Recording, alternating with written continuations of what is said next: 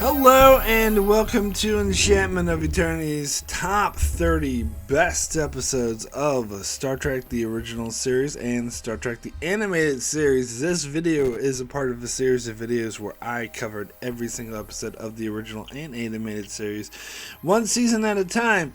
This is my conclusion, the follow-up celebration to that coverage where I rank my top 30 favorite episodes from both shows. A tradition I've been doing on my channel for many of years. And of course this is meant for, to celebrate my coverage. It's meant for fans of my channel, people who like watching me talk about the original series. Therefore, hence over, I am going to talk as long as I freaking feel like it, so this video could be quite long. If you want a more succinct, more clickbaity, user-friendly video, I have done a top 10 favorite episodes of the original series on my channel. I think it was like 20 minutes long or something. You can check that out.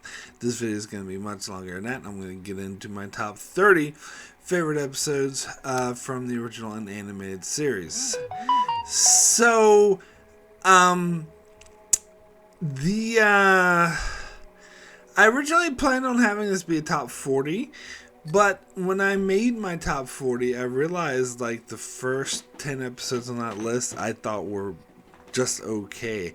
I mean, maybe a bit more than okay, like they were pretty good, but they're not episodes that I like really loved. In fact, when I boiled it down to 30, the first like 10 episodes of my list are still like they're good, but I don't think they're amazing. And to me it indicates like I really am not that big of a fan of the original series. When I think of Star Trek, and how much I love Star Trek and what really gets me into Star Trek and my like the jam of Star Trek, like what it is that I love about Star Trek. I think about 90s Trek. I think about Next Generation, Deep Space Nine, Voyager, basically, and maybe some 80s Trek too. Some of the movies. The original series movies are definitely the best movies ever made. The Next Gen were kind of lukewarm, and those reboots were, cash grab, greedy bullshit. And there, if you watch my channel, you know that I enjoy like newer Trek. With Enterprise, I enjoyed the last 2 seasons. And Discovery's hit or miss. For season 1 of Picard was hit or miss. Season 2 of Picard was a dumpster fire we do not speak of. I love Lower Decks. Maybe not as great as some of the 90s Trek, but I do. Strange New Worlds I absolutely love. I think that's coming out was an amazing show, but as I make this video, it's only had 8 episodes to air. But anyway, my heart belongs to 90s Trek. The original series is a bit outdated, honestly, and really I prefer, like with the newer Star Trek shows, I prefer the ones that relate more to Next Gen. Like Lower Decks, for example. Now, Strange New Worlds, as I said, I do like, but it's playing off of the original series. We got Pike, who is from the original series, and in the reboots and even Discovery at the start, they all sort of played more playing off the original series, which I dislike. Like, I'd rather they. I'm not that interested in the original series, to be honest. I'd rather they pay homage and build off of TNG DS9 era Trek, or like Prodigy built off Voyager era Trek. Like, I'm more interested in that than original series. I was like, I don't know.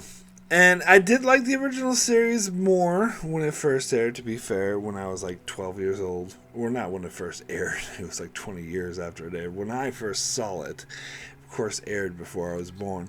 But when I first saw it, when I was like 12, 13 years old, I did appreciate it more, but I kind of grew out of it. I think a lot of the 60s television shows like art seemed to be pitched to a younger audience, or at least maybe it wasn't at the time, but in later years, like when I was growing up in the 80s and early 90s, like kids would watch these 60s shows. It seems like that's what it was delegated for. And so I enjoyed these more as a young teenager or preteen. But as I get older, like I can see just the cheese and the flaws. And sure, I have some nostalgia for it, but as I said, I have more nostalgia for TNG DS9 era stuff. Um, and plus, it's just really outdated, and the more time marches on, the more outdated. It's 50 plus years old at this stage, and it is extremely outdated. And well, I covered this in my top 20 worst episodes of TOS.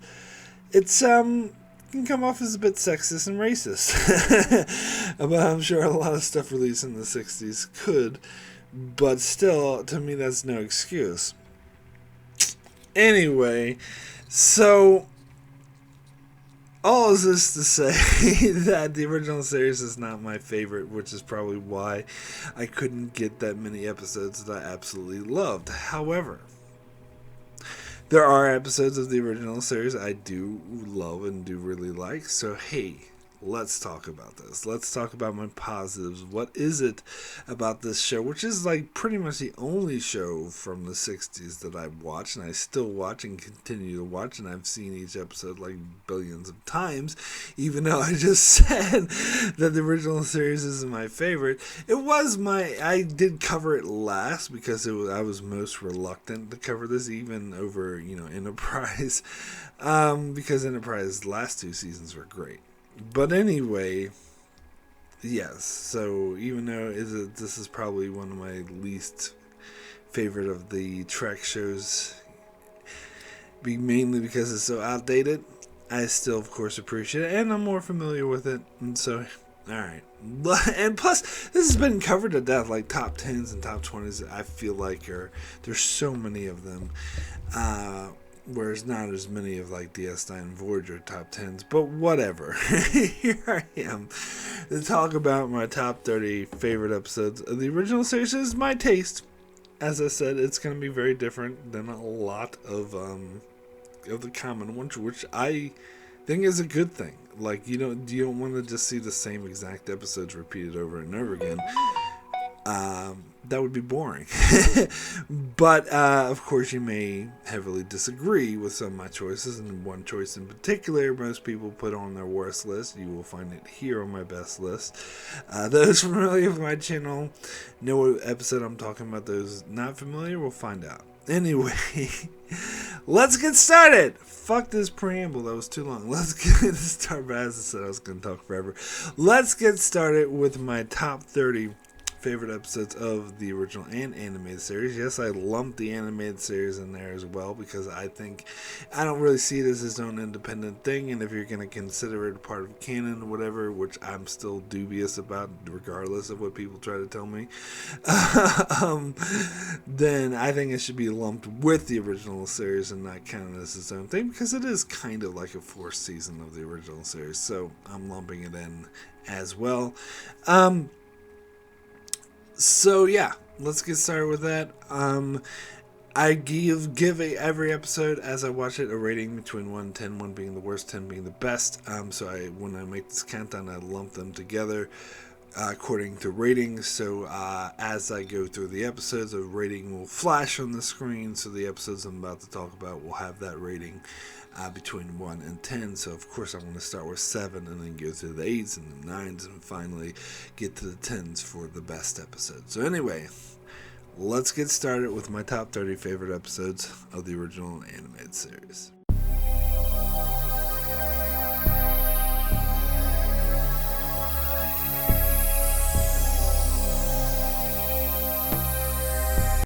Let me start with my number 30, for the world is hollow and I have touched the sky.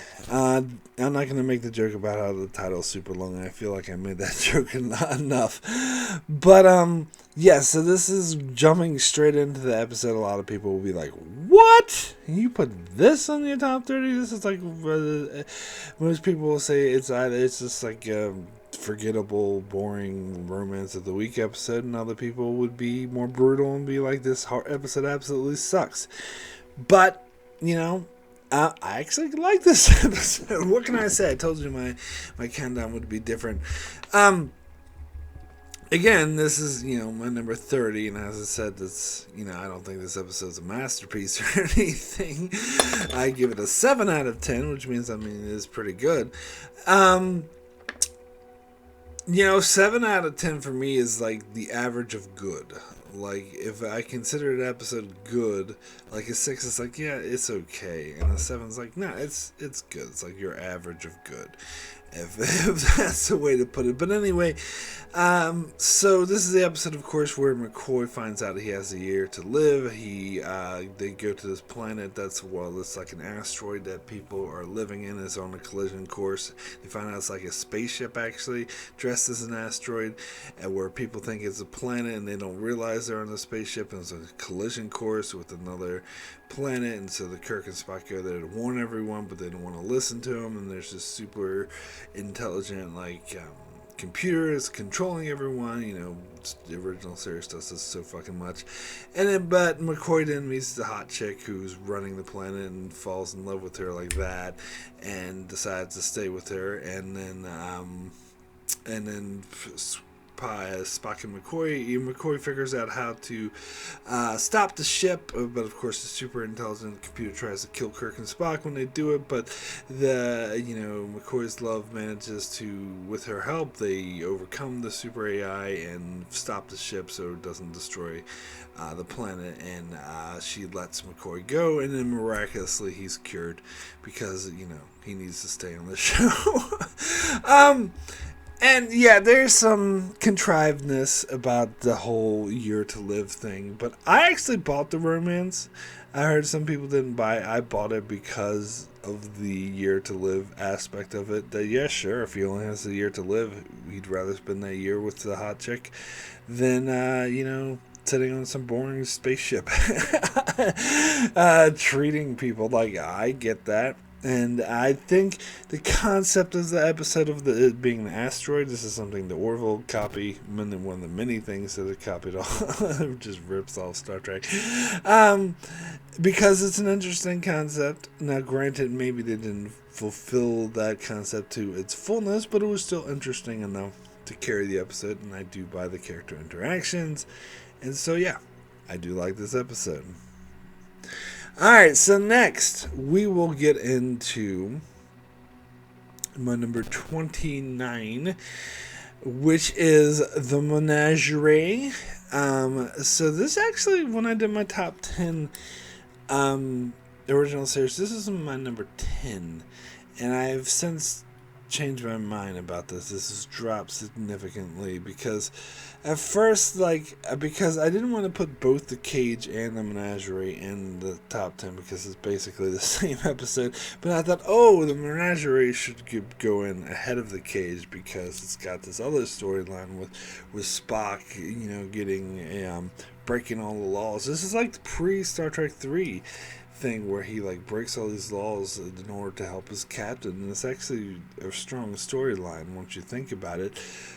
But after watching this episode, analyzing and thinking about it more, I realized the Cage is actually way better because this episode is very disjointed because it's basically they didn't have enough money to spend, but they already had this footage of this unaired pilot, so they came up with a contrived storyline in order to use that footage.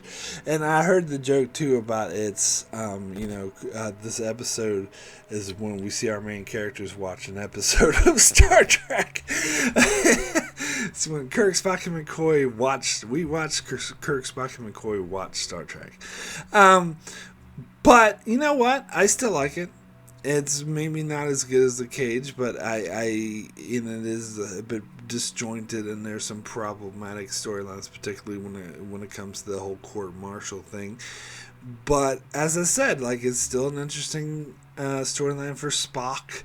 and it's also, I prefer this ending. This is a great ending for Pike, because in, of course, the original pilot, The Cage, Pike just the what's her face, Vina, gets an imaginary Pike, and she goes and lives off with him and lives happily ever after, and Pike returns to the Enterprise so he can go on adventures week to week.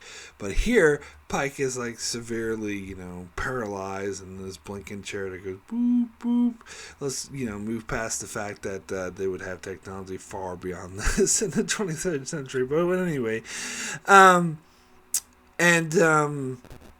but the ending here is the paralyzed Pike actually gets the illusion of being healthy again, so he gets to run off with Vina.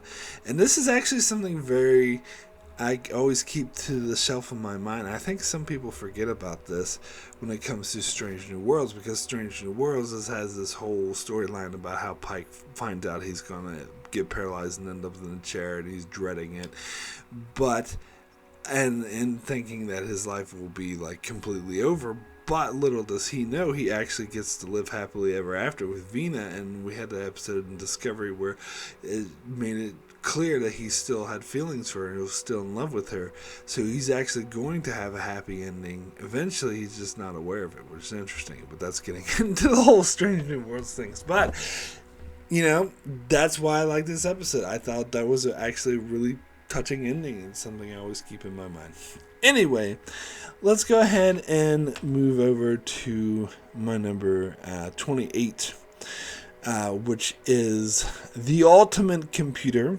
I still like this episode. It has a huge flaw, which apparently my sister cannot look past, which I think is fair enough, where the Commodore is acting like a total asshole and assuming that Kirk is the one attacking the ship when they're doing experiments where there's a supercomputer controlling the Enterprise. Plus, he's like, oh, my congratulations to Captain Dunsel, and Spock explains Dunsel means like it's something that's unnecessary and useless. Like, he's basically calling Kirk useless, like, to his face, and the whole crew is like, oh, you fucking useless. Like, what the fuck kind of asshole does this? And then he immediately thinks that Kirk is attacking him when, hey, idiot, there's a fucking supercomputer controlling the ship. Did you fucking forget about that, you moron? But I can look past it, even though it does annoy me a lot. Because I do like this episode. I think it's pretty exciting. I think it has the character Dr. Daystrom is a very interesting one, even though, the actor, of course, is being in the writing is very melodramatic, but it's the 60s, That I can go with. But it's still interesting how he had his own like psychological issues, and he implanted it on this machine, which is what it caused it to go haywire. Like that's interesting, and it's also interesting where Kirk is has to find a way to defeat this machine and prove that he's not useless. So it's an interesting character story for Kirk. So yeah, I do actually like this episode quite a bit.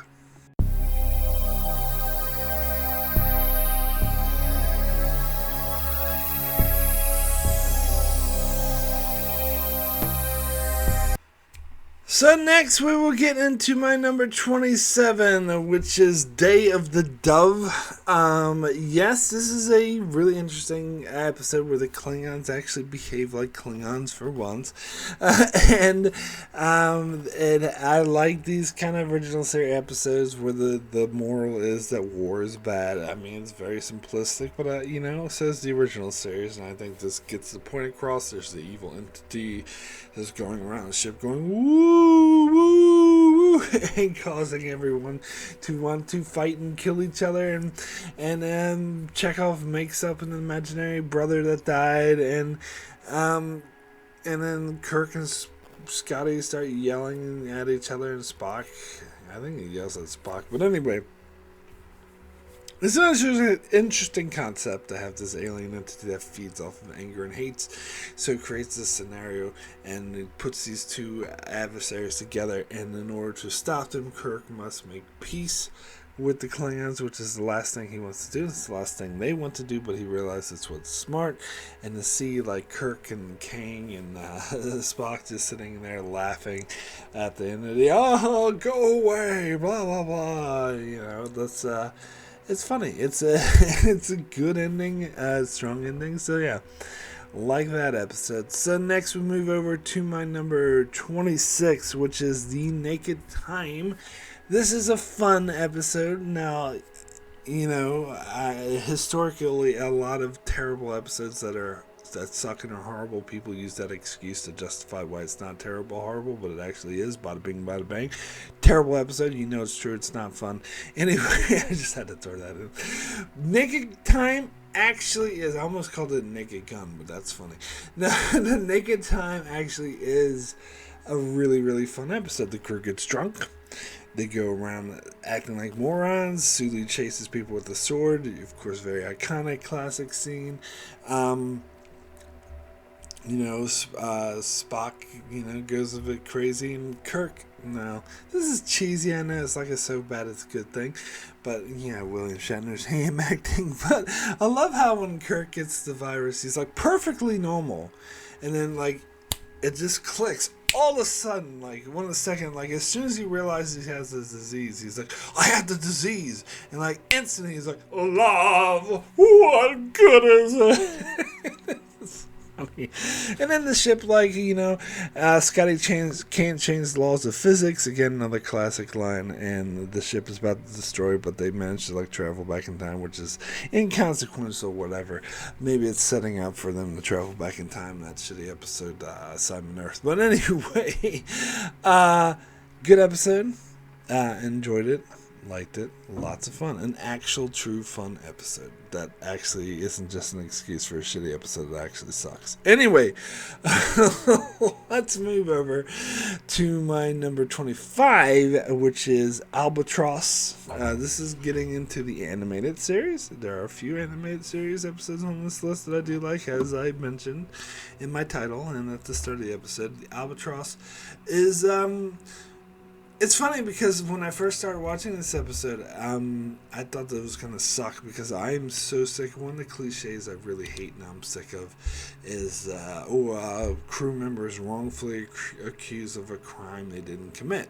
And in this episode, McCoy is accused of basically committing genocide, but then we find out, of course we find out that he didn't do it, but in the process, it's a disease that happens every 20 years or some shit, and it comes back and infects the Enterprise, and McCoy's the only one that can save him, so Spock has to, break him out of prison, and McCoy is like, I'm not going, I want to face my accusers, and Spock's like, well, everyone on the ship is about to die, so we need you, I don't care if you want to go, you're going. He's like, oh, well, you should have told me that in the first place. And Spock's like, well, I would have, but you kept talking this bullshit. And I love that. That was very interesting. And then McCoy does find a cure, and of course is exonerated at the same time. So it was a really intense episode, actually. Because they thought they were just out to clear McCoy's name, but it turns out they contracted this disease that was going to kill them and everyone else, all these other planets, and so they had to work with the aliens who they thought were their enemies in order to stop it. So actually, surprisingly, really liked that episode. So next we will move over to my number 24, Journey to Babel, a classic episode. I dare say a lot of people would have this in their top 10, so I don't think it's quite that good, but it's still a really enjoyable episode. It's got a strong character story with Spock and his father, who don't have the best of relationships, but his father gets injured to the point he needs surgery, and Spock has to be a donor, but then Kirk gets attacked and is incapable of command, so Spock is refusing to give up command because they're in an emergency situation, being hunted by Orion pirates, while they're carrying a lot of dignitaries. And of course this introduced not just Spock's father Sarek, but also introduced the concept of the Andorians, the Tellarites, and the Orions, And it really fleshed out like this universe is, because it threw out the name United Federation of Planets before, but this is when they really get to see that. And yeah, it was an interesting storyline where Kirk like pretends to be okay so Spock will go do the surgery, but then they actually do get in a situation and Kirk decides to stay in command even though he's in like super pain from being stabbed with a knife. So yeah, it was an exciting episode. I enjoyed it, maybe not as much as others did, but I still liked it. Alright, so next we will get into my number 23, getting back to the animated series, The Survivor. I was actually blown away by this episode, and I looked up reviews. Most people thought it was just average. Actually, because most of the animated series episodes are like cheesy and dumb, but this one was actually, I thought, really a really good character story. It was really touching, even though, you know, the execution was a bit dumb because William Shatner was voicing this guy and doing a terrible job. But oh my god, the voice acting was atrocious. But basically, this like rich, if you call it rich, whatever, but a famous philanthropist. I almost got that word correctly. Anyway, he is found, and everyone thought he was dead. And then his former fiance just so happens to be officer on the Enterprise, and he breaks up with her, and she's upset. And then we find out that the rich dude was actually the shape-shifting alien thing who was sent as an agent of the Romulans in order to send the Enterprise into Romulan space so the Romulans could destroy it or capture it. And but he starts to realize after imitating the people, and he sees that what good people these Starfleet officers actually are, and he kind of does have feelings for the ex-fiance even though it wasn't his. And it deals with those complex, like those scenes where he like broke up with her and she's struggling with how to feel with his emotions because she thought he was dead, but now he's acting strangely, and then finds out it's a shapeshifter, and yet she still like sees something in him, even though he deceived her, and it's like this weird looking green tentacle thingy, and that's like really complex for a cartoon show. And I get the impression, I don't know this for sure, but I get the impression this was originally written as a script for season 4, but maybe not. But I know that some of the animated series episodes were, and this feels like a bit more mature than most of these other animated series episodes. Like, they covered my worst list with like a giant Spock and shit like that. But anyway, let me get into my number 22, By Any Other Name. It's funny, again, me and my sister don't always agree, but she also really liked this episode. I really like this episode, but I've heard a lot of other people say it's mediocre and boring and forgettable. I actually think it's quite memorable. It's one of my favorites of season 2. As when these aliens from another galaxy, and they have an excuse of why they look like humans, because they have to inhabit human form in order to, operate their ships or whatever, because they want to conquer their Starfleet. But they're actually these giant tentacle monsters, and they talk about it, and they're like far more complex. And so when Spock tries to mind meld or use his telepathic abilities, it's just like they just kick his ass, and it's just too complex for him. And they like can reduce people to these like balls of salt or sugar or whatever, and then they crush it and they kill someone. Like that was like a really harrowing scene. Like as I said, there's been a lot of red shirt deaths, of course, in TOS, but this is the one that actually felt emotional to me. Usually they're like forgettable, or like in the case of the Apple, which is one of the worst episodes, it was comical. The red shirt's death. I mean, dude gets struck by lightning, and another one gets a karate chop to his shoulder and dies from that. But I talked about that in my worst list. But here we actually, like, it's powerful. and to make a red shirt death powerful, and actually makes me really disturbed and sad when they kill that yeoman. But anywho, yeah, and then of course they find out that they try to outsmart these aliens, they try to overpower them, and every single attempt fails until they finally realize that they can't. They simply can't outpower them, so instead Scotty has to drink them under the table. Well, that's just, basically they play off of their emotions. So Scotty does what he does best, drinking. Kirk what he does what he does best, hitting with chicks and flirting with them. And McCoy, who was it? I think it was McCoy. Yeah, he just pumps this one dude full of medicine that makes him agitated and irritated at everyone. And Spock just fucks with everyone's heads. So everyone does what they do best, to play with their emotions and get them to see that they're becoming human and that they can't go on, and hey, why don't we just make peace and we will give you a planet. You don't need to conquer us. That was cool. That was very Star Trekian, and I liked it. So anyway, we'll get into my number 21, which is the Klingon Web. Now, it's funny because I just watched a review on this 10 minutes before I started recording this video, where they remember this episode being very good, but when they watched it, it's it's not that good actually, because it's very disjointed. I don't think it's disjointed. I think it actually flows. It is juggling 3 different storylines. But I think it does a fairly good job at that, because you got the storyline with Kirk phasing in and out of reality and people think he's dead. You got the storyline of people getting infected by this weird space where they start going crazy and mad, and apparently they see in that fishbowl lens whenever they go insane. And it just happens randomly throughout the ship. And then you have the storyline, of course, of the Tholians, the introduction of the Tholians, who should appear in the Star Trek franchise a fuck ton more than they did, and I really, really want to see them again. Strange New Worlds, fucking make that happen. Make it happen.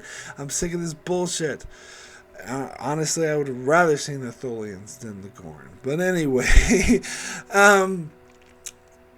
because they're an interesting concept. They have these weird diamond-shaped ships, and they're these. They don't really explain it in this episode. It's explained more in the future, but they're more it live in super hot temperatures, and they're these diamond-like creatures, and they you imagine our space.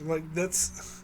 Usually, aliens in the original series are just humans with crap on their forehead. But here, this was actually really cool, interesting alien design. And I think, even though the episode does have multiple plots, I think it does work in conjunction with each other. They build off each other. The madness builds into the Kirk missing, and the Kirk missing builds into the weird space, and the weird space builds into the Tholians and the web and the threat, and it all makes it a very suspenseful episode. So I disagree with that review I just watched. I actually do think this is a good episode. It is as good as I remember.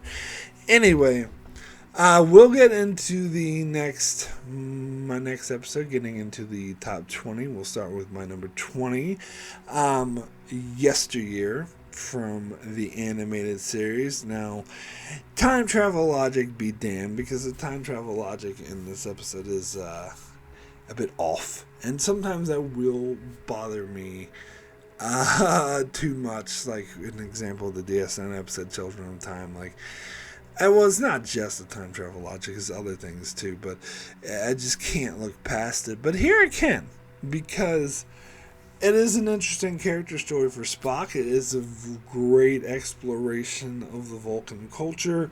And so, granted, I probably would have liked this episode a lot higher, probably would have made my top 10, in fact, had it had time travel logic that made sense, where the time travel logic is wonky. So it did hold it back a bit, but not so much where I'm not going to say I don't like the episode. I still really do like the episode. Because of those other things, because the great character exploration of Spock, the great cultural exploration of Vulcan. This is one thing that future shows of Star Trek has always like referenced and made a part of canon, and yeah, I thought it was like Spock has to travel back and help young Spock save his life and help him traverse the desert, and then Spock deals with the death of his sailor, which was so sad. It was so sad when his sailor died. But anyway, and I like even though the time travel logic sucked, it was interesting seeing like this weird alternate reality where Andorian was the first officer of the Enterprise. Like this is cool. I like that sort of shit. So anyway, we'll get into my number 19, The Devil in the Dark. You know, it's funny because I used to not like this episode that much. I used to think it was terribly overrated, and because a lot of people did love it, and I was like, yeah, it's kind of boring. But, you know, watching this episode again recently with my analytical hat on, I appreciate this episode. I do appreciate, of course, the moral is one of those, you know, Trek morals that are rocks to the head. But I still appreciate it that, and I do love, because it could have went your cliche way. It could have went, oh, here's a monster killing people, and Kirk and Spock have to hunt it down and kill it. You know, similar to what they did in Man Trap. Like, they could have very easily went that sci-fi horror schlock way, but instead they did something very unique. Instead they said, no, it's actually not a monster, it's just misunderstood, and you are in fact killing its children, and it's just protecting itself.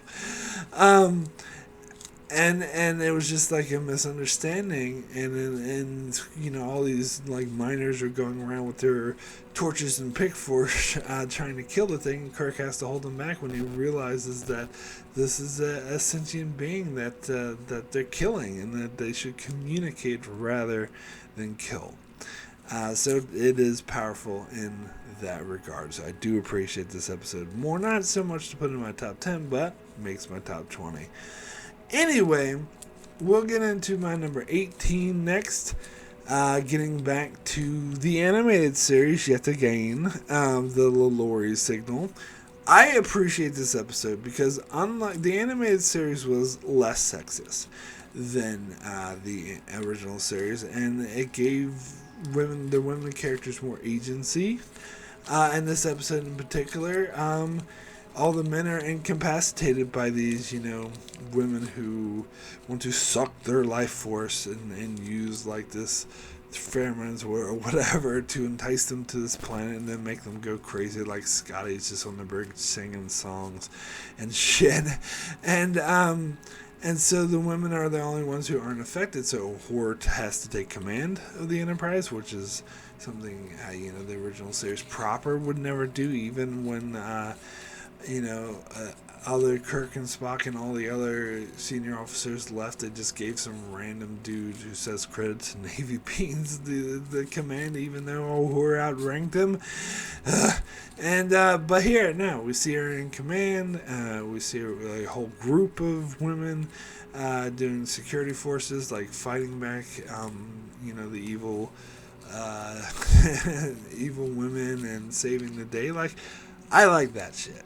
I don't care. Call me an SAJW, whatever bullshit. I like that shit. And I think it's that's one thing I did appreciate overall about the animated series, is that it did accentuate some of these minor characters a lot more and fleshed them out more, and gave them more to do than the original series did, particularly Uhura. And this is also true, of course, of Sulu, but definitely Uhura gave her more to do and made her a more important character, and I like that. I like this episode. It worked for me.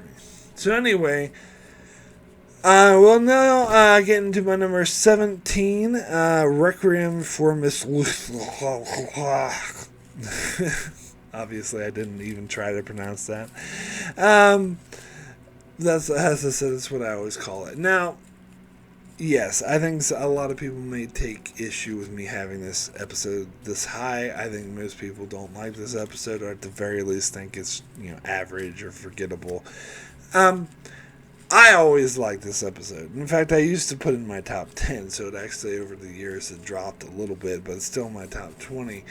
Um, It's a very fascinating episode about Enterprise coming across this man who's immortal, who grew up on Earth, and they didn't find this out till the end, so it's like a shocking twist. But it's this guy who has like these powerful robots, and his power like far outweighs Enterprise, and the Enterprise, of course, is like everyone's dying from this plague, and they're desperate to get the cure, and this guy standing in their way. Now, granted, there's like this stupid love triangle storyline that comes up with this robot or android that Kirk falls in love with, and he's like instantly madly in love with her, which I do not buy at all. So that does hold the episode back for sure, but which is why I don't like it as much as I used to. But I still think the concept of this immortal being and the battle of wits he has with Kirk is still very interesting to me, and I still love this episode. So, don't care. Anyway, don't care what other people say. Anyway, we'll now get into my number 16, and that is the Pirates of Orion. I'm not going to make the joke about the Orions. So this is my favorite episode of the animated series. I did say that when I covered the animated series. Because I did a coverage for the animated series several years back, and I said this was my favorite episode, but then I watched it again just last month, and I still am firm. Like, it just confirmed that this is my favorite episode of the animated series, because it's a really suspenseful one. I think, like, I would definitely put this on par with great original series episodes. Because, it's Spock's life is in danger. Kirk needs to find a cure, and one's getting transported to them, but then the Orion pirates hijack it, and so Kirk has to try to chase down the pirates, and he really only wants the cure, but the pirates don't believe him and try to destroy both ships, and Kirk manages to outwit them. Like, it's good shit. I really like it. It does, of course, annoy the fuck out of me how they keep saying Orions instead of Orions. Like, which director fucked up on that one? But anyway, still love this episode. And it is my favorite of the animated series. Anyway, we'll now move over to my number 15, the Squire of Gothos. Again, I gotta use the F word. Fun. I think this is a fun episode. This is, of course, the prototype for the character that would eventually become Q. In fact, they said when they were writing Next Generation and Roddenberry wrote Q, the first, writers in the room were like, well, this is just Trelane. But anyway, he's not, though. It's a bit different, and Trelane is a very interesting character, and I do think how he fucks with them and dresses them up in different clothing and acts like he's a squire from the 15th or 14th century, or whenever the hell it was, and like, are you challenging me to a duel? And I think the twist, and that we find out at the end, is that Trelane is a child. Makes so much sense, and that's part of the reason why I love this episode, and I appreciate it, because you go back and you watch it knowing the twist. He is behaving like a child. He's playing with them. He's toying with them. He's like, oh, do you challenge me to a duel? And at first you think, oh, this guy's just goofy or silly. But then when you find out he's a child, it's like, oh my God, that makes so much sense. And it is like, I think, a kind of a powerful, ironic ending where the alien entities come in and are like, come along, Trelane. It's like, but I would have. Like, that's actually quite cool. And that there be alien beings that are like so far advanced in humans that they would use them like the way some kids would like fuck with like animals and shit, and the parents would have to come in and stop them, like, stop fucking with those animals. It's cool. So I do really like this episode. Alright, so next we will move over to my number 14, and I told you this would be on my list, The Cage. I do think this is the superior episode to the Menagerie. Not only that, this is the superior pilot to Where No Man Has Gone Before, which I thought was average at best. It didn't go anywhere near making my top 30 list. And so it's weird that it wasn't the one that was picked up, because I think it's clearly the better one. It's more interesting to me. I've been on record saying that I prefer Pike to Kirk, and I think Pike would have been more interesting captain than Kirk. And this episode in particular has always been a favorite of mine, with the, aliens doing the delusions and shit. And as I mentioned before, like, I did appreciate the ending of the Menagerie better, where Pike actually gets to go live off with Vina.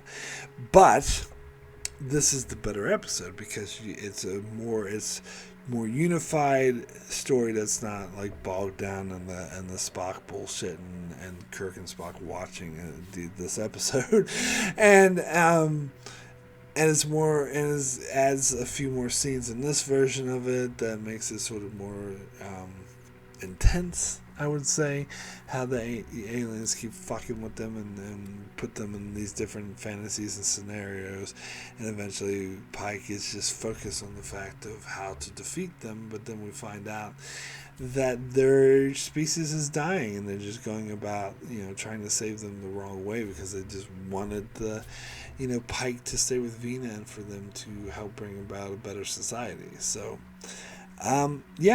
very interesting stuff.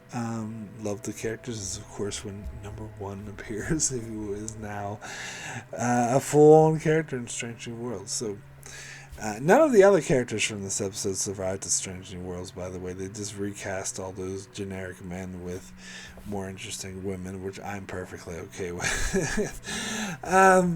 But yeah, so yeah, I do really love this episode.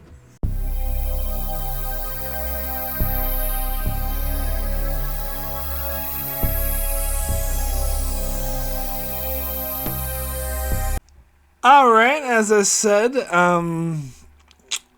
we're just getting to my number 9 rated episodes now. We're at my top 13. Actually, I think BoJack Horseman, the entire top 30 started with my number 9 rated episodes. And I think it was Next Generation, Deep Space Nine, the 9 rated episodes started in the 20s. But anywho, I know there's less episodes of the original series, but still, it just illustrates that I don't think there's that many good episodes. But anyway, let's talk about the good episodes, of the episodes I really like. My 9 rated episodes. Let's start with my number 13. Let That Be Your Last Battlefield. Yes, very obvious, very hammy episode about the... there he is. About racism, what to do with the white face and black face on one side. It's a very obvious allegory, but it's a good one. It works. I mean, sometimes the allegory is lost a little. About how they've been battling each other for thousands of years, but we get this really intense scene where the Kirk sets the auto-destruct sequence, and it was a really, the whole scene was really suspenseful and really greatly shot and edited, where they have close-ups of their eyes and mouths as they talk, and they're all looking at each other and freaking out. It just shows the tension in the room just building and building and building as Kirk is getting ready to destroy the whole fucking ship because his alien won't give him control. That's good shit. And as I said, the whole allegory of, we couldn't even notice that, white on one side and black on the other, just happened to have that reverse, and they built their whole cultural rate of hatred based off of that to most of us would seem like a very trivial fact, and it just illustrates how ridiculous racism is overall. So yes, it is. This is definitely the big, if the other one was a stone to a head, this is a big sledgehammer. to the head is freaking obvious, but it's good and it works. Anyway, we'll move over to my number 12 episode on my list, and that is Amok Time. You know what? I appreciate this episode a lot more on this rewatch. I probably would never put it in my top 15 before, but I think, like, the way, just, you can tell a lot of, like, special attention was paid to this episode. The writing is just really tight. The way it was directed and shot was really good. The acting actually works in it for me. Now, it is a bit ridiculous that Spock never mentions to them about Punkfar, which is a fact that everybody knows. And future iterations that take place before this, like Enterprise and Strange New Worlds and Discovery, everyone knows what Punkfar is. But anyway, the whole episode is staged off of them not knowing what it is and Spock freaking out about it. And it has one of my favorite scenes that I always think of when someone's bothering me when I want to be left alone. And that's when Uhura is like calling Spock to the bridge and he's like, leave me alone, leave me alone, just smashes the computer screen. Like, that's every time I think of smashing it. It's like when I'm trying to get something done, someone's bothering me with their bullshit. It's like, leave me alone. Anyway, and the ending sequence, even though it's as I said, this doesn't make sense for Vulcan culture for me because Vulcans are all logical. So why they would have all these illogical like ceremonies with like bells and shit, it doesn't make sense to me. But it's shot cool and it looks cool, like the way it's shot where, it really captures the madness that Spock is going through in the fighting, as it has like, the weird angles and then the close-ups of the bell shaking and then freaking what's her face, the pal looking all that an angle and shit. It's really good editing and really good cinematography. And of course introduced that classic dun dun dun dun dun the music. So yeah, I've actually come to appreciate this episode a lot more. So anyway, we will get into my number 11, the Doomsday Machine. Yeah, this has reached a little higher too. I was just reading comments on the top 10 video I made, top 10 original series episodes, which I made that years ago. And I didn't put Doomsday Machine in my top 10. No, granted it's not in my top 10 now, but I had some honorable mentions and it didn't make it, where this is number 11, so it is an honorable mention. Although it might have been an honorable mention then, so maybe it stayed the same. But anyway, because I think this episode is great, but it's not like one of the best, I would say, because Commodore Decker's ham acting is actively annoying to me. I would die! And the actor even admitted that he didn't like his performance, that he was kind of playing it like a cartoon and wasn't taking it seriously. And now, like years later, after he saw what Star Trek it was and what it was all about, he really regretted the way he acted and wished that his performance was more subtle and worked more for the episode. So, had someone defend his performance. So it was, hammy in the best ways. No, it wasn't. Actor himself admits he overdid it. But anyway, but the rest of the episode is super intense. How, this, crazy, Commodore suffering from PTSD takes over the Enterprise and starts going on this quest to destroy this creature and almost gets the Enterprise destroyed, and Kirk has to, wrestle him back and, Spock, get him the fuck off the bridge. And then Kirk and Scotty are trapped on this derelict ship that they can't do much about, and then Decker sacrifices his life in order to try to destroy the machine, and that gives Kirk he didn't sacrifice his life in vain, because that gives Kirk the means. It lets him figure out how to destroy this Doomsday Machine that's about to destroy a lot of innocent worlds. And of course it's goes along with the whole good original series line of war is bad. weapons of mass destruction. Maybe not such a great idea. So I do enjoy this episode, and I do really like it a lot. So now, speaking of top 10, let's get into my top 10, the actual top 10. Here we are at the top.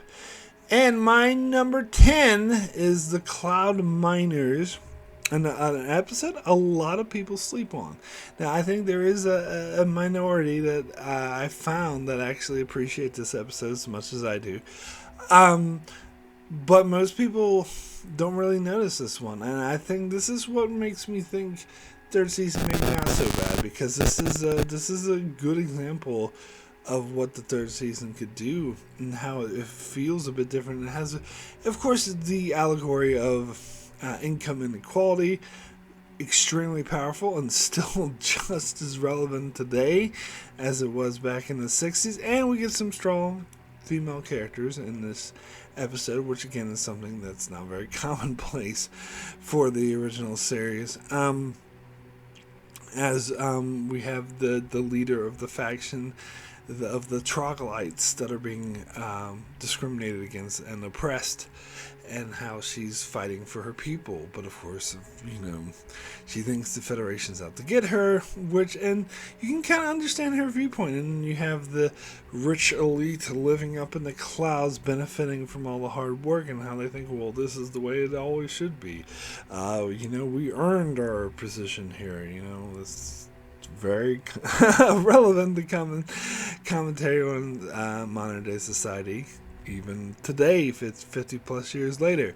And then, of course, Kirk comes up with this negotiation. He beams them into a cave and makes them inhale this gas that drives them insane. They fight each other. Like, it's good shit.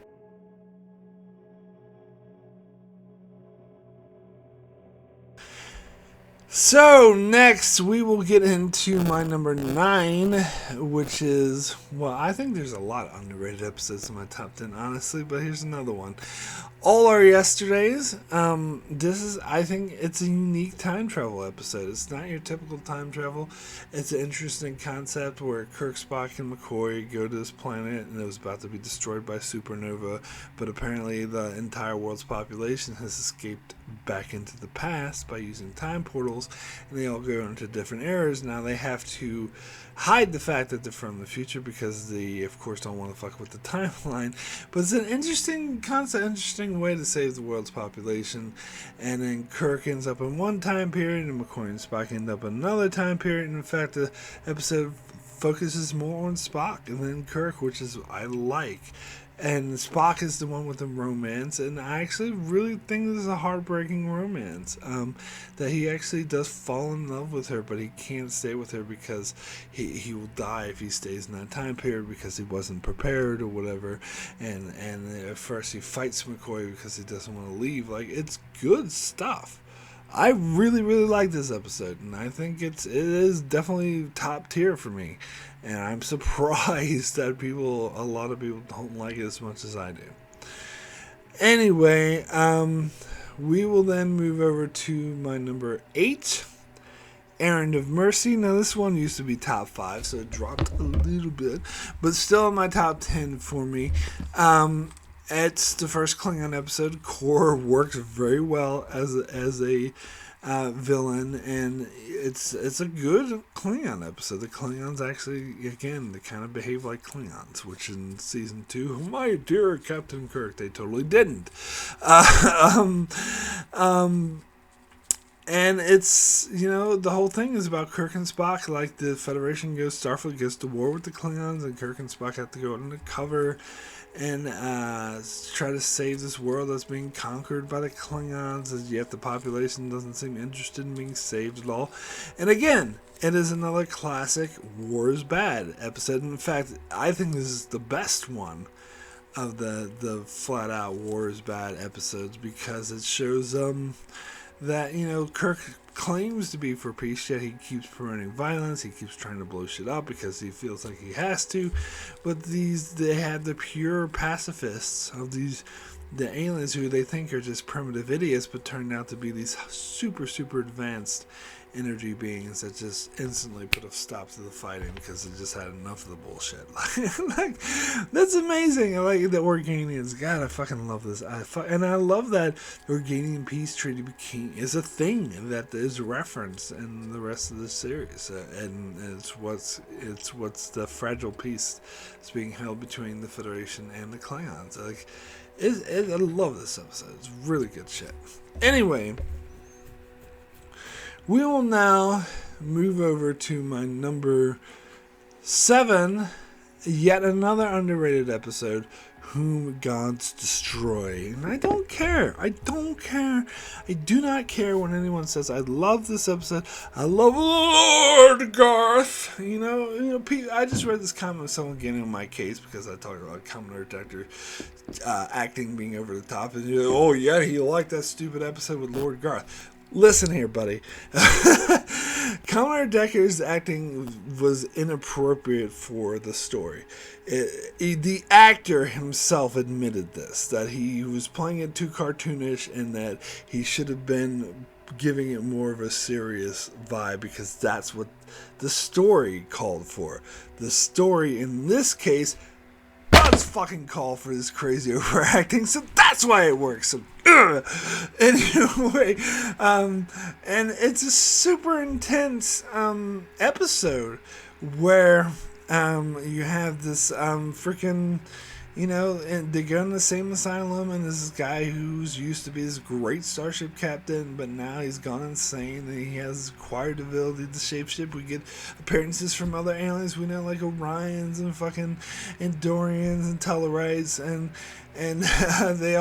he has this, like, they buy into his ship because he's taken over and makes himself the king and has a throne but he's insane, but has all this power. He's able to like blow shit up and threaten Kirk's life, and it's like a battle of wits between him and Kirk that ends with like him pretending to be Kirk, and Spock has to figure out which one is which. Is one of the original examples of this. This is so fucking good, and I love some of the lines. I always quote this in my head as a so quotable episode for me. Remove this animal is one of my favorite ones. Or I am not an insect, I am Lord.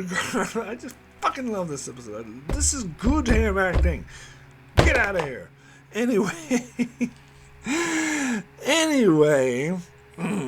God, I don't care what people say. I love that episode. So next we'll get into my number 6, which is an episode I will have to defend more vehemently. This is an episode that I was alluding to earlier that most people put on their worst list. In fact, some people even called this the worst episode of the original series. This is my number 6. Top 6 is the, I believe, and yeah, the best of the best in my opinion.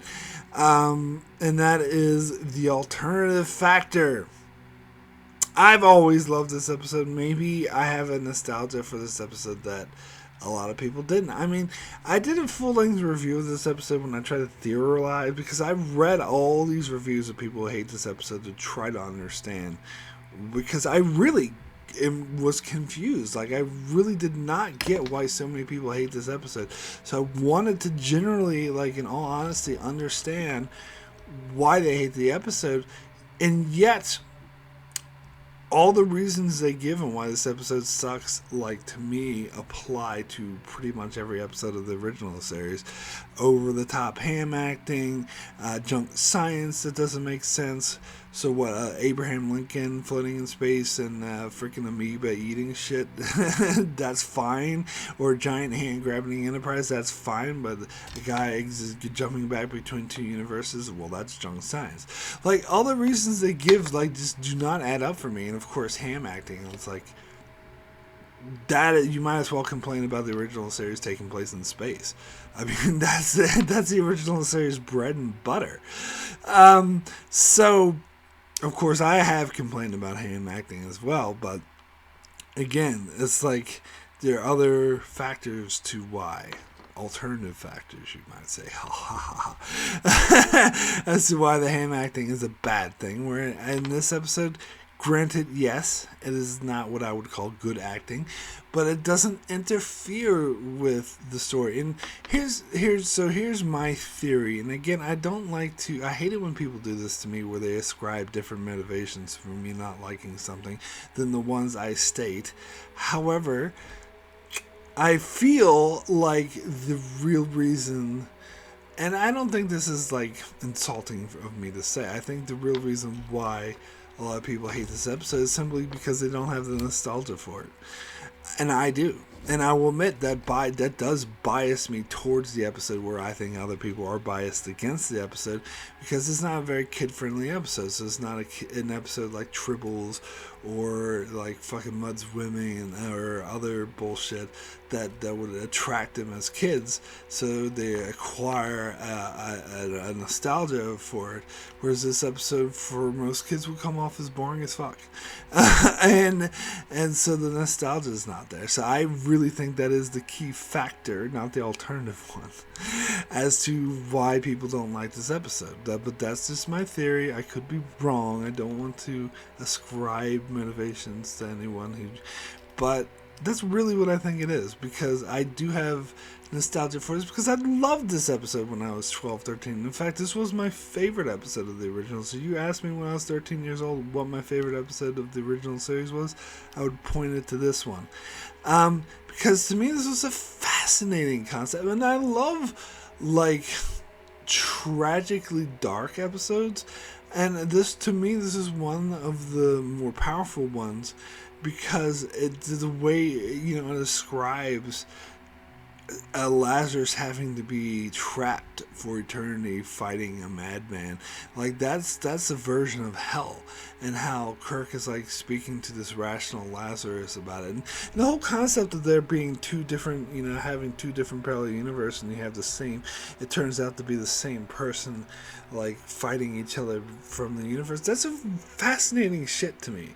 Now, granted that there is some issues with the execution of it. Like, for example, they say, one Lazarus is rational and the other one's insane, but really both are acting irrational. And you can't say, one's just pretending to act irrational, because that doesn't really add up.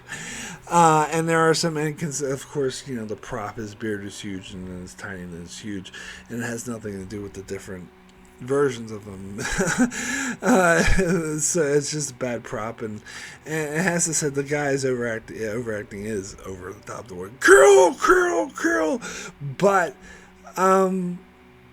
to me, that's not enough to even make this a bad episode. It's still a great episode in my opinion. It does hold it back a little. It holds it back from being a 10, and that's why I gave it a 9 instead.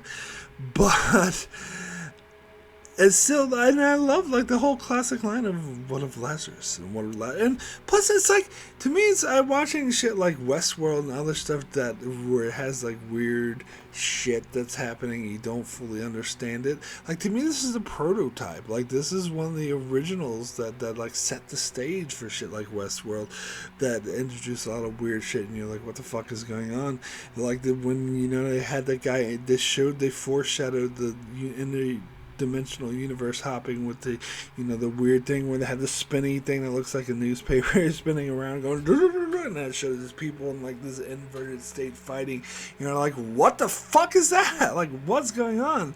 And again, I think it's the factor of as a kid, you don't really, that's not interesting to you. And I think, again, that people didn't have that nostalgia factor for it, and that's why they don't like it, honestly. I mean, because when I look at their stated reasons for not liking it, it just doesn't add up. I know everyone's entitled to their own opinion. They have their own opinion, and I have some commenters like make fun of me for loving this episode. But come on, I'll fight you on this. God damn it! This is a great episode. I don't care what anyone says about me. I really don't get why people don't like it. I really don't. Well, nostalgia. It has to be nostalgia. Absolutely has to be. I don't want to be condescending and say, it's above their head, but I had this, person who was actually a scientist who loved this episode, and he kind of said that, And if people prefer episodes about small balls of fur that purr and like a fat guy who pimps off women, then, maybe there's some merit to that theory. Anyway, let me get into my number 5. So now we will get into my actual top 5. Speaking of parallel universes, it's Mirror. Now, I have to kind of guess that I still love this episode because I've seen this episode so many times. Like, I can't even begin to ascribe how many fucking times I've seen this episode. So it's hard for me to actually, if it makes any sense, it's hard for me to judge how much I like it, because when you've seen an episode that many times, you get sick of it. And that has definitely happened with me. But when I try to look past that, the fact that I know inside and out every single tiny minute detail that's about to happen in this episode, at the heart of it, and I try to think back what it was like before I was sick of this episode, it is a really, really intense, suspenseful situation. And again, it's a very interesting sci-fi concept. One of the first, definitely the first one I saw that introduced me to the concept of parallel universes. Where what if history went different and these people who are the bastion of good, our heroes, in another universe, they turned out to be fucking space Nazis and fucking awful and torturing people and shit, and Kirk having to live in this hellhole and having a group, whole landing party being stuck in this hellhole and this nightmare hellscape that they have to desperately try to get out of. Like, it is super intense. It is super intense, and it is definitely fascinating to see the different versions of the different characters. And it's, I would, of course, it's the original of the Mirror Universe. I actually kind of like the DS9 episode crossover a smidgen better, maybe. I don't know, because I wouldn't rate it. I think I gave it an 8 out of 10 to where I'm giving this 9 out of 10, so I don't know. But there's like cross-show comparison. But anyway, it's up there. Like, it is definitely the original. It's definitely classic. And it's definitely a great episode, even if I have seen it way too many times. Anyway, let's now get into my number 4. And if you don't like this episode and you don't think it deserves to be number 4, you're wrong!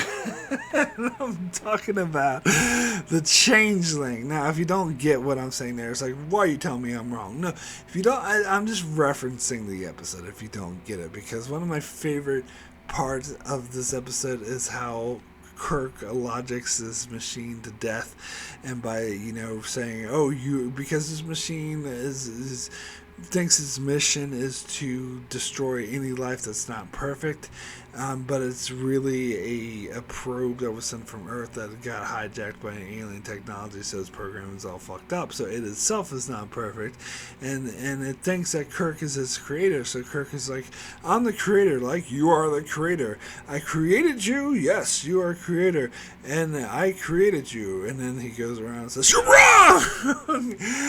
Jackson Roy Kirk created you. You're an error. You made another error by not correcting your mistake. You made a third error. And he just like hammers this fucking machine down until it goes, error.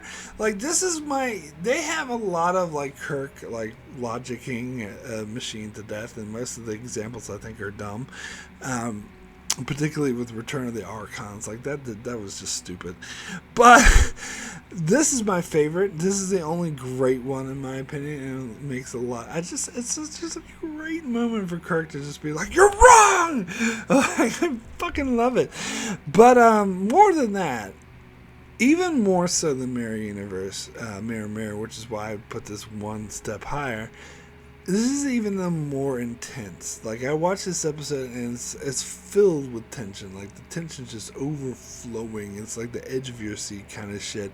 Where there's this machine that's destroying entire planets that is now on the Enterprise, and it's just going around killing red shirts, and it can be controlled, and it's just one hair screw loose from just blowing up the whole fucking ship, and it's on its way to Earth to kill all of humanity.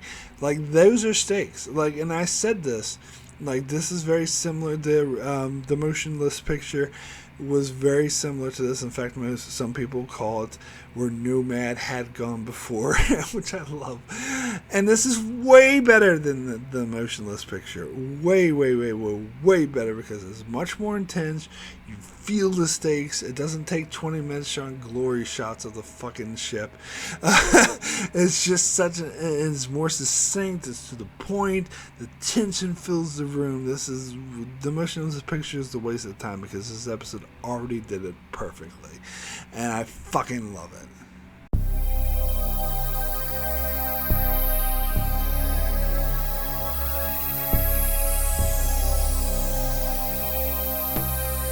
Alright, so now is time to get into my 10 rated episodes, and there's only 3 of them.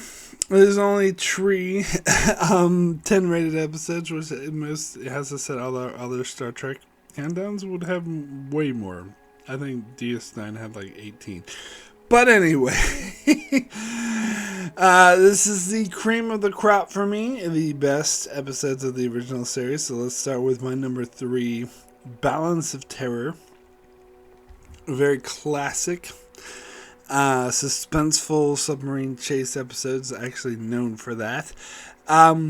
Where, Kirk is locked in the Battle of Wits with his Romulan commander. He has a cloaking device, which just gives him an advantage over Kirk. Also has this powerful weapon that can destroy very easily. However, the weapon does have weaknesses. It has a range limit. And there's other things that Kirk can use to his advantage. And the Romulans are basically trying to goad Starfleet into another war. They believe it's time for another war, and this was based apparently off of Roman culture, who would start wars to build their economy. And so that's what's implied here, is that it's basically they just want a war to build their economy. And so they're trying to goad Starfleet into starting one, and Kirk is trying not to take the bait and trying not to but they can't let the Romulans get away with destroying these outposts, because that would start a war. So, why I love this episode, though, however, has more to do with the emotional weight behind this episode, because it always got to me on a personal and emotional level, because I love the fact that the villain, the enemy of this episode, is portrayed as just a normal person. Like, he's intelligent, he's devious, but he's actually kind of honorable, and he has no animosity towards Kirk or Starfleet whatsoever, and I really love that portrayal. Again, he's just doing his duty. It's his duty to kill all these people, and it's Kirk's duty to try to kill him. And Kirk has no animosity towards him either. And I love that. And I do love the line. It's one of my favorite lines that really got to me when the two finally meet on the view screen. And the Romulan commander says to Kirk, in another reality, we could have been friends. And it's true, like, they think alike. And I love the Battle of Wits, how he's trying to guess at what Kirk's next move is, and sometimes he outmaneuvers Kirk, but sometimes Kirk outmaneuvers him, and it really, and he's like, he's a sorcerer, this one. Like, and he has a huge respect for Kirk for being able to outwit him in some cases, and it's really powerful. But then it touches on other things too, like racism, because we have that Lieutenant Styles who is racist towards Vulcans, or he has this history with hating Romulans. When he finds out the Romulans look like Vulcans, he transfers that hate onto Spock, which leads to another one of the best quotes when Kirk says, "Leave any bigotry you have in your quarters. There's no room for it on the bridge." love that. I fucking love that. I love how he stands up. And then there's the whole subplot with the marriage. The whole episode starts with this couple getting married, and Kirk, is presiding over the wedding and says these lines that will be copied and repeated throughout Star Trek, just always paying homage to this. And but then, of course, the groom who is about to get married dies in this battle. And the episode ends with Kirk confronting his widow and trying to console her. And he seems more broken up, about it than she is. She's like, I understand. It was his duty. He died servicing Starfleet, which is what he believes in. It's what I believe in, too, because I'm also in Starfleet. And so I understand. And then Kirk is just like, it doesn't make any sense. And she's like, no, I'm alright. And then the episode ends, and I get chills just thinking about it, with him walking out, just following Kirk down the quarters as he just somberly walks from this widow who just lost her husband or fiance that never actually got married, and the tragedy of it all. But that's just life. That's just politics. And fuck, it's just so powerful. It's just so good. Really gets to me. It's not only the suspense, but how they really humanize the characters, and really, even the Romulans, and really said this is just a fucked up situation that they're in, but they have no sort of hatred. It's just so good.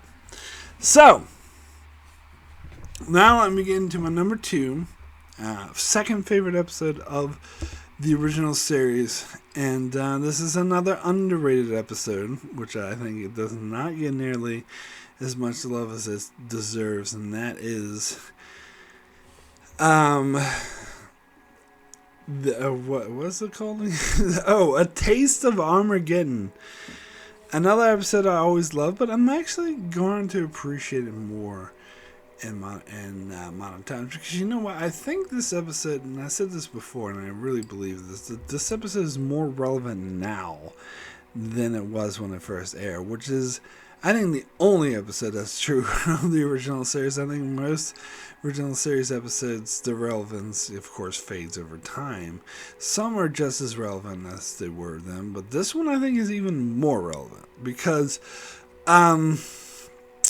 it's about using technology to distance yourself from committing atrocities or horror or violence or murder, and because you can do it through the lens of technology, it allows you to distance yourself from that and not actually realize the weight of your doing, and the relevance this has for like drone strikes.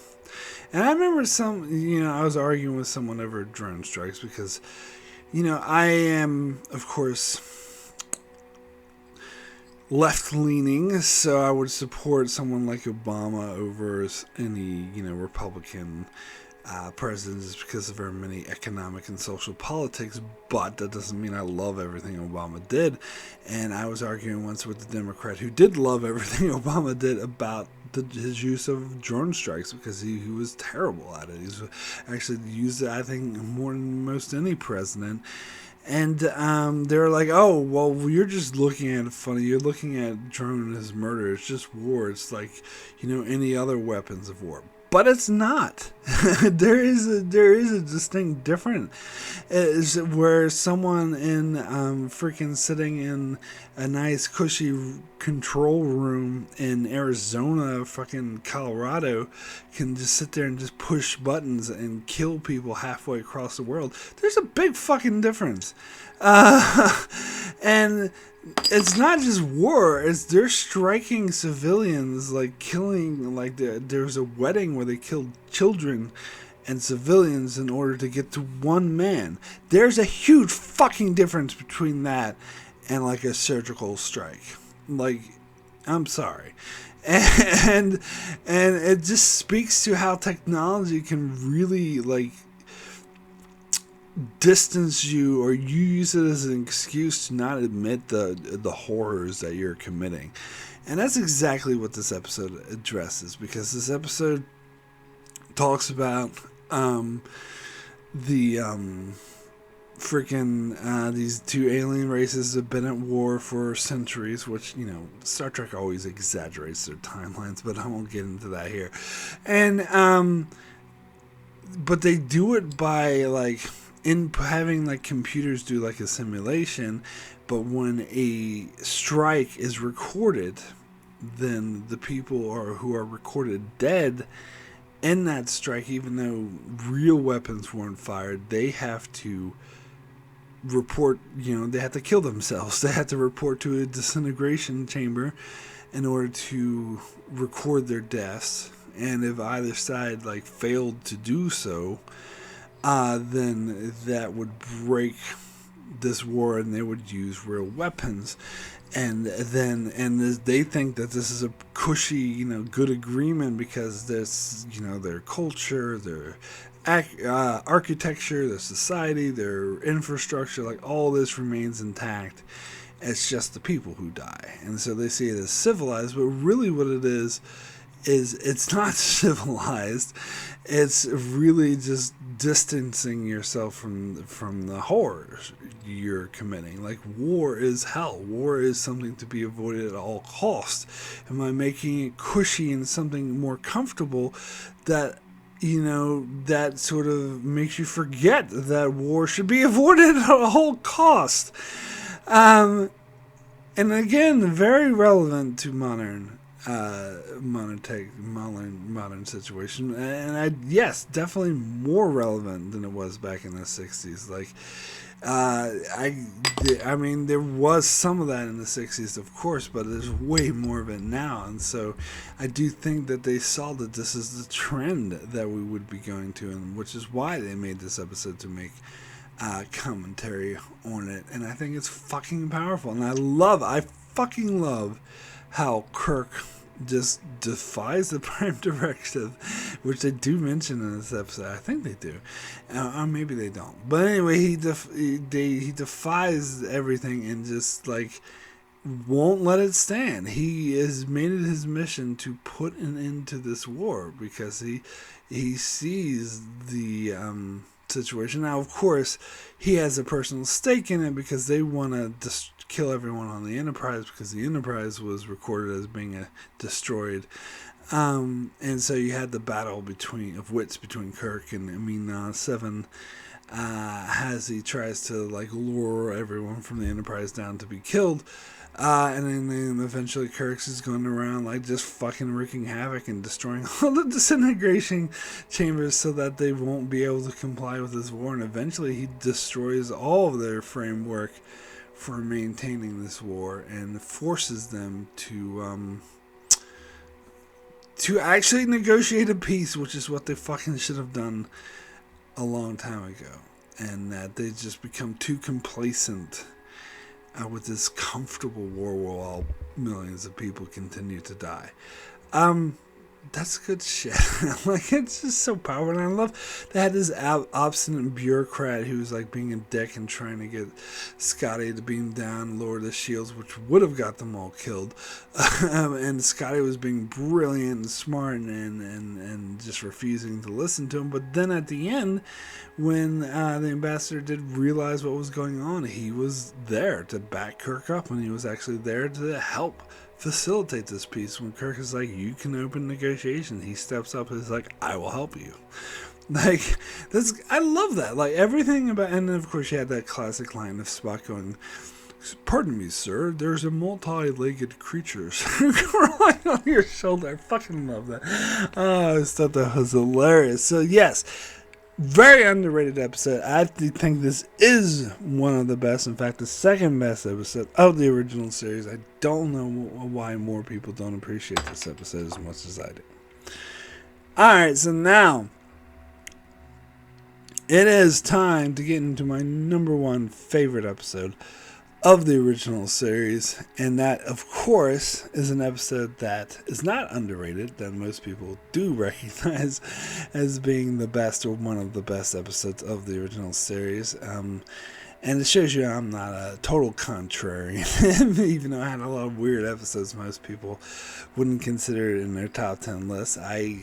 My number one is popular opinion that a lot of other people have this as their number one, because I acknowledge this is the best episode, or at least my favorite episode of the original series, and that is City on the Edge of Forever. Yeah, talking about emotional episodes that really get to me, this one is really powerful. It's very simplistic, but very powerful. It's definitely classic in time travel. It's one of the classic time travel stories of all time, of any medium. Where you have Kirk going back in time to try to restore the timeline because his timeline was altered and erased. But in order to do so, while he's there, he falls in love with this woman, and he finds out in order to restore the timeline, he needs to let this woman die and prevent McCoy from saving her life. And that's what fucked up the timeline, because McCoy saved her life. That's really tragic shit. And I give William Shatner shit for his ham acting, but his acting is actually really good in this episode. Particularly the ending after, like, when he has to let her die, and just how he is just... This is one of his rare, subtle performances. That's why it actually works. The director probably really had to reel him in. That's my guess. But anyway, how he's just, like, so just dumbstruck by what he had to do and the tragedy behind it, that he felt guilty for just letting her die, for basically killing her, because he's held on to McCoy and stopped him from saving her life. And it was the woman he loved, and it was a deep love and passion. I totally buy it. Like, these two had really great chemistry together. And the way Shatner plays it is where he's just dumbstruck. He's just like so defeated and empty and hollow inside that he just doesn't care. He comes back to the timeline, and the Enterprise is there again. Timeline's been restored, and everyone's like, oh, great, and they're all celebrating, and everyone's happy, but he's just silent. He's just hollowed out, and it just says, let's get the hell out of here, which I think is one of the most powerful reads. The way he says is like, let's get the hell out of here. Like, he just wants to get away from me. He doesn't want to think about this anymore. He just wants to distance himself from this bullshit, because he did not know he would have to go through such trauma and such pain. And it's so good. And I do have to mention, I always used to make fun of this with my sister, because we listened to this audiobook of Anxiety, which the audiobook was read by Jonathan Frakes, and at the start of the book they have a scene from this where they show Shatner, or not Shatner, but Kirk beaming back after using the Guardian Forever, and the way that Jonathan Frakes read that line, we always thought was hilarious, because instead of the calm, let's get the hell out of here, he plays like, let's get the hell out of here, which kind of really deflates the whole point of that scene. Like, he's not like saying it so enthusiastically. Like, that's why that's actually an example of how the line should not be read. Because but Jonathan Frakes is a great actor, to be fair. Something about that audiobook. But so I always used to quote that a lot too when I was younger, going, let's get the hell out of here. Yeah, it shows, like, and Shatner's acting is shit in most episodes. I'm not going to back down from that stance, but it actually happens to be good here. That was a powerful performance, and it really, really sold the tragedy of the episode. And the whole Guardian of Forever thing is a really fascinating concept. It is more fantastical than sci-fi, which is perhaps why they didn't revisit, except for that bullshit they did in Discovery, where some dude named Carl. That was stupid. I'm sorry, that's fucking stupid. Like, so, they never said that the Guardian of Forever couldn't take human form. Yeah, but they never fucking said they could either, and it goes against everything they set it up. Like, it doesn't. I'm not upset for breaking canon. I'm just upset for being a stupid fucking idea. But anyway, again, that's kind of off topic. But anyway, because it's so much more interesting here. It's so much more interesting as a portal Yeah, and it was just so ham-fisted and just like artificially implanted in Discovery just for the sake of playing off of nostalgia. But again, I'm sorry, I'm getting off topic talking about Discovery. But Carl, that was so dumb. There's a sale at Penny's. Anyway, but this episode was, and again, the Guardian Forever appeared in an episode I already talked about as well, Yesteryear, which was his only other appearance in canon. Which then they were kind of casually using it, but here it was really fascinating. It was like how it's like spoken riddles, and that McCoy used it to alter history, and that they could, were recording it to go to the right place. Like, I love that. It's good stuff. But yes, it is definitely the emotional weight that makes this the best episode. The tragic ending, the classic use of a classic sci-fi scenario. It makes this the best episode of the original series. And one of the greatest examples of time travel in all fiction. So that is it for my top 30 best episodes of Star Trek the Original and Animated Series. Thank you so much for watching this super long video and sitting through this with me, as I have thrown out a lot of opinions you no doubt disagreed with, but thank you for watching anyway. And be sure to check out my channel as I cover many more Star Trek videos, as well as covering Star Trek Strange New Worlds weekly, and other shows such as Westworld, The Expanse, Star Wars Rebels, and more. So be sure to subscribe so you can keep up with all of that, and thanks a lot for watching.